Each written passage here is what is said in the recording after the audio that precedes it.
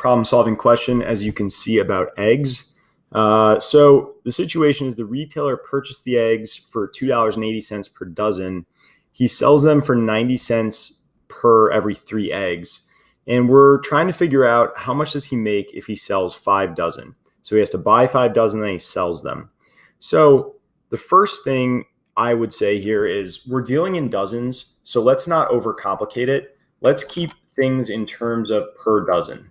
So in order to convert the amount sold to how much it would cost per dozen, since I have this fraction, it's like 90 cents per 3 eggs. And I want to get it to look like some amount per 12 eggs. Well, it's going to be the same fraction because it costs the same amount per egg. So I need to multiply the bottom by 4 and the top by 4. And 90 cents is 9/10 times 4 is going to give me 36 over 10, which is $3.60.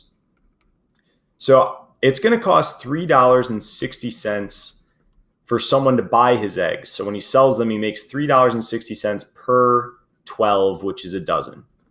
Now, on each dozen, how much does he make?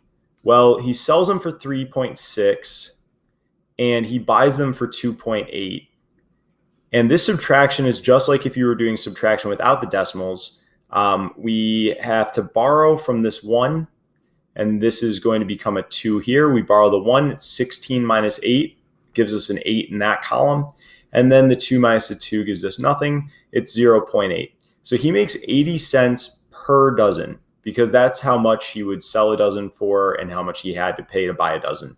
If he makes 80 cents per dozen, then on 5 dozen, he's going to make 5 times 80 cents, which gives us $4 as the total. And that is answer choice C.